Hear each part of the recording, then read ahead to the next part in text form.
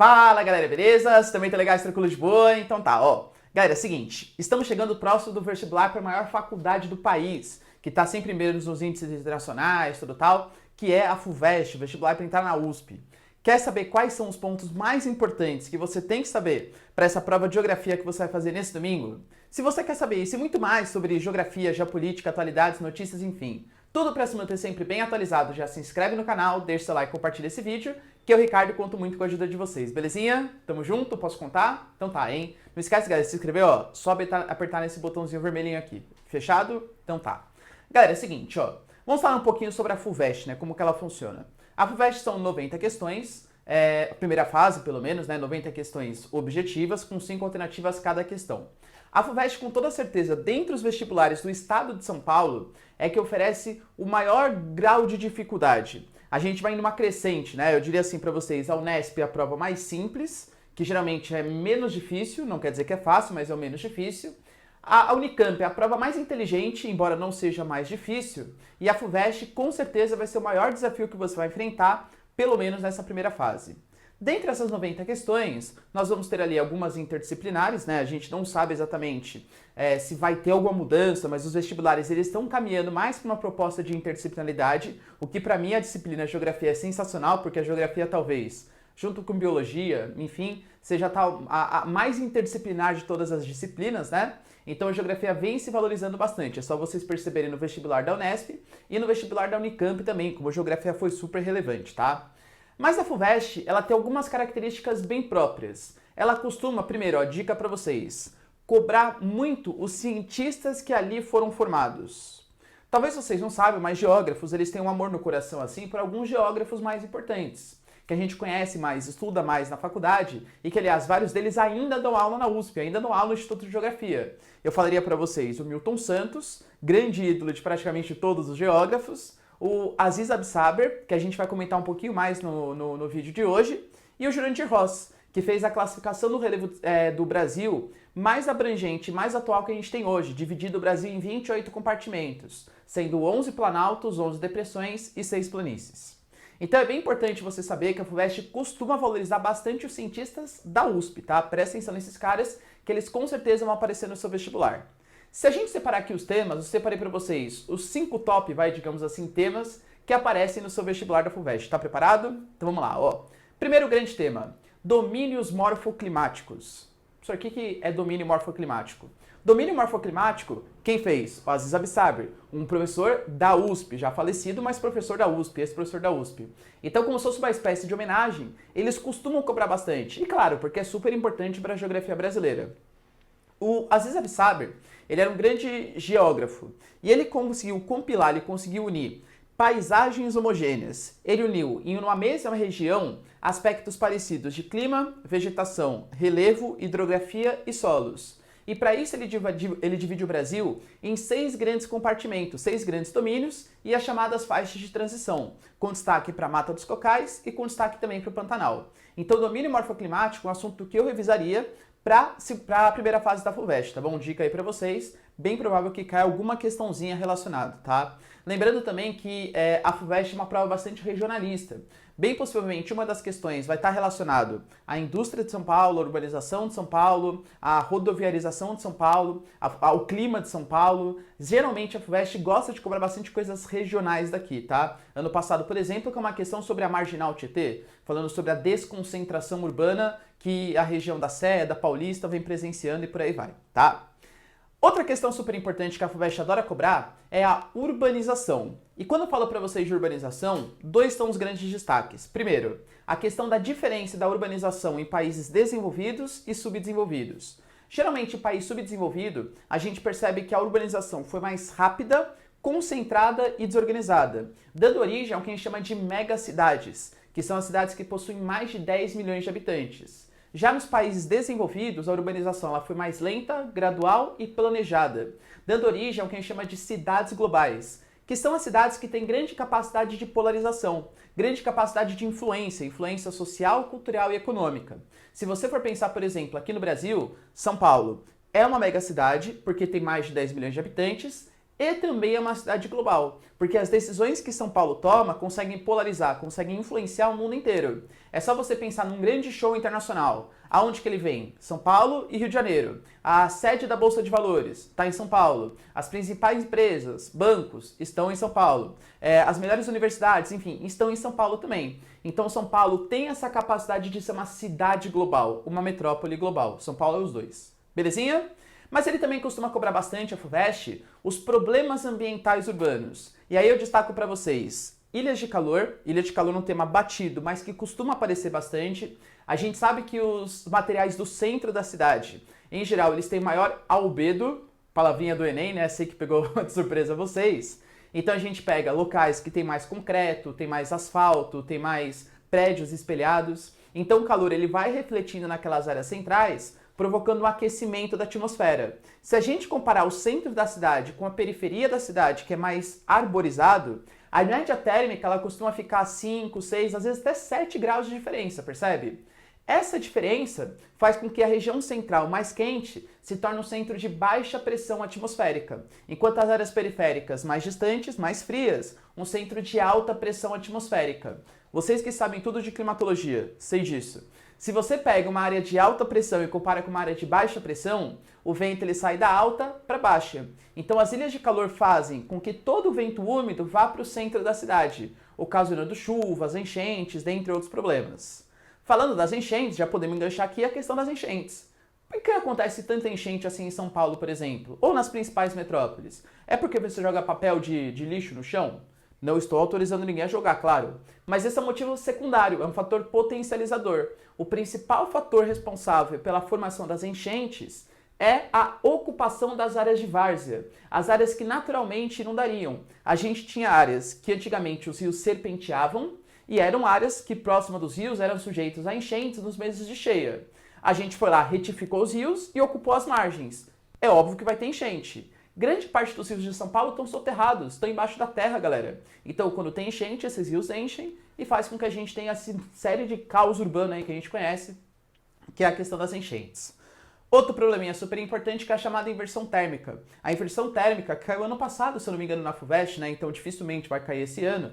Mas só pra gente desanuviar um pouco, pra eu tirar o peso da consciência, a inversão térmica acontece em dias frios ou meses de inverno, quando a gente tem o ar frio, que geralmente fica somente nas camadas mais altas da atmosfera, se estabelecendo próximo da superfície. E aí esse ar frio fica ali paradão, acumulando uma série de poluentes. Então, para você que tem problema respiratório, sabe que geralmente no período de inverno é um período onde a respiração fica mais dificultada, porque fica acumulando uma série de poluentes em conjunto com esse ar seco típico do clima tropical, isso já favorece uma série de problemas respiratórios, tá bom?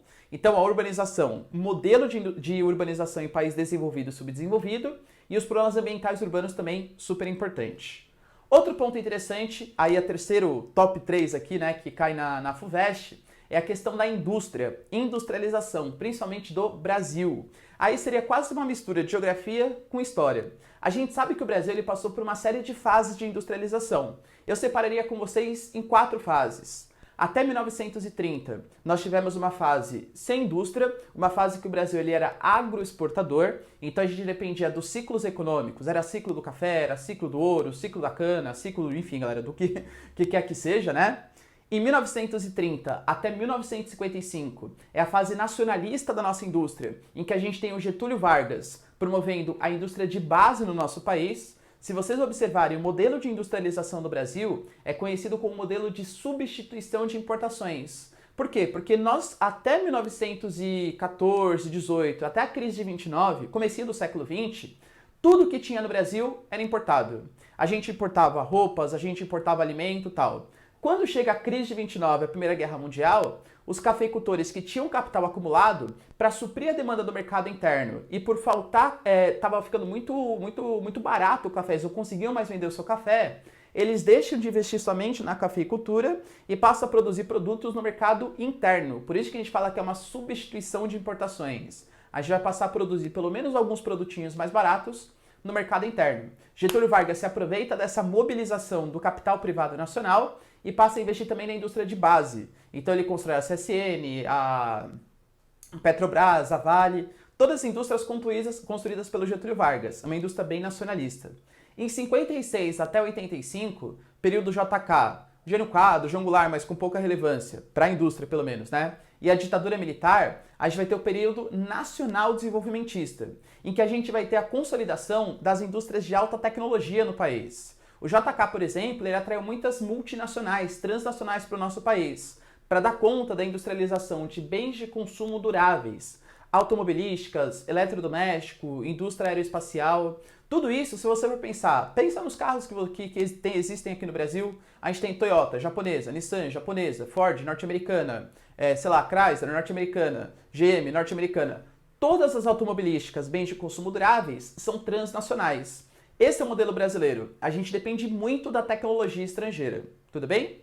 E de 85 para frente é a fase neoliberal da nossa indústria, no qual a gente percebe que existem alguns processos acontecendo. O processo de desconcentração industrial, se a gente pegar, por exemplo, São Paulo hoje, ainda é o principal estado relacionado à indústria, mas cada vez mais pelas rugosidades, pelos fatores que atrapalham o desenvolvimento da nossa indústria, por exemplo, né, o alto custo de produção, o trânsito, a poluição, a fiscalização muito grande, percebe? Isso está fazendo com que a indústria se desconcentre, principalmente para as cidades médias, as cidades que têm de 100 a 500 mil habitantes. Então hoje no Brasil, por exemplo, as cidades que mais crescem são as cidades médias, muito puxado por conta dessa desconcentração industrial, que vai fazer com que novas oportunidades surjam em cidades não grandes, mas cidades aí metropolitanas, menorzinhas, metrópoles mais regionais. Tudo bem? Quarto ponto importante para vocês, que é o ponto dos acordos climáticos. Galera, a FUVEST adora tratar esse tema, a gente sabe que está muito em voga isso aí. O Trump, por exemplo, saiu do Acordo Climático de Paris, isso mexe bastante com geopolítica também. Quais são os acordos que vocês têm que conhecer? Eu recomendaria para vocês a Rio 92, foi o primeiro grande acordo internacional, a primeira grande reunião que reuniu os líderes mundiais para tentar discutir a redução do efeito estufa, a redução do chamado aquecimento global, e eles se comprometeram a reduzir essas emissões. Isso foi feito, assinado um acordo em 1997 chamado Protocolo de Kyoto, que contou como principal mecanismo de redução os chamados créditos de carbono. Basicamente, galera, países que não conseguiam reduzir as suas emissões poderiam comprar esses créditos, comprar a possibilidade de poluir a atmosfera a partir de projetos, por exemplo, projetos ambientais em países em desenvolvimento e por aí vai, tá? E claro, o protocolo de Kyoto não foi ratificado pelos Estados Unidos, e aí em 2015, como praticamente nenhum país conseguiu dar conta do protocolo de Kyoto, foi feito o Acordo de Paris, em 2015. Inicialmente o Obama até ratificou o acordo, assinou, beleza, sem problemas, só que o Trump, quando ele foi eleito, ele se diz um não aquecimentista, e aí ele sai do Acordo Climático de Paris. Ele sai do Acordo de Paris e os Estados Unidos hoje, que é o segundo maior poluidor da atmosfera, só perde para a China, está fora desse compromisso ambiental, tá bom? Então, quarto ponto importante aí para vocês, que é essa questão dos protocolos climáticos. E para finalizar nosso top 5, tema recorrente em todas as provas, que é a estrutura fundiária brasileira. Como assim, professor? A questão agrária no Brasil. A gente sabe que o Brasil é um país extremamente concentrador de terras. Para vocês terem uma noção, aqui no Brasil, 1,4% dos proprietários, eles controlam aproximadamente 48% das terras do Brasil. Então aqui no Brasil, nós temos muitos pequenos proprietários, só que eles controlam uma parcela mínima das terras. E nós temos pouquíssimos latifundiários, só que controlam praticamente metade das terras agricultáveis do Brasil. Isso tem a ver com o nosso histórico, a gente já começou mal, já começou distribuindo enormes plantations, para atrair os portugueses para cá, né, nas sesmarias, tudo tal. A Lei de Terras, em 1850, que tornou a terra uma mercadoria aqui no Brasil, e aí só era possível você ter acesso financeiro, acesso a essa terra, se você comprasse essa terra do governo, segregou pobres, negros, ex-escravos e por aí vai, fazendo com que só uma aristocracia rural tivesse acesso à terra no Brasil. E até hoje o Brasil, como um país subdesenvolvido, ele faz políticas econômicas que favorecem o agroexportador. Se vocês forem pensar, como que o Brasil ele consegue manter a sua economia, entre aspas, saudável? A gente precisa exportar produtos, exportar minérios, etc. Então pensa no governo brasileiro, que quer manter uma economia, um superávit primário, ou seja, arrecadar mais do que gastar. o que ele vai fazer? Favorecer o pequeno produtor que vende para o mercado interno ou favorecer o agroexportador que exporta soja, cana, laranja e por aí vai e traz dinheiro para o Brasil? Obviamente é a segunda opção. Só que isso faz com que a concentração de terras, pelas políticas brasileiras mesmo, elas fiquem cada vez maior, fazendo com que cada vez mais se mecanize o campo, gere um desemprego estrutural que traz as pessoas para a cidade, e aqui na cidade a gente vai ter uma série de problemas sociais, porque essas pessoas não se readequam para participar efetivamente do mercado de trabalho. Então vai ter uma alta competitividade, gerando desemprego, subemprego, informalidade, aumento da desigualdade social, problema de déficit habitacional, aumento da violência, dentre outros problemas sociais causados também pela estrutura fundiária brasileira. Claro que você não pode esquecer que esse favorecimento à agricultura de exportação, ao agronegócio frente ao campesinato, faz com que os produtos do mercado interno eles fiquem cada vez mais caros. Claro que ninguém vai passar fome no Brasil por conta disso, não é isso que eu estou falando. Mas há uma tendência, se a produção para o mercado interno, a produção familiar, está cada vez menor, os alimentos fiquem cada vez mais caros, dificultando ainda mais o acesso financeiro que a população mais pobre tem para ter acesso a esse alimento.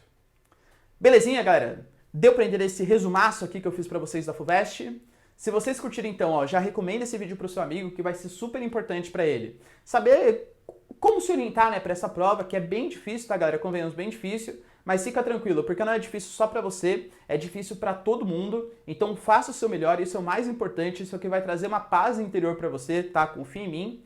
E acho que é isso aí, galera. Uma boa prova para vocês. Espero que vocês se deem bastante bem depois de um ano inteiro de preparação. Belezinha? Galera, um beijo, abraço e tchau. Não esquece de se inscrever no canal, deixar o seu like, é isso aí. Beijos, abraços e falou!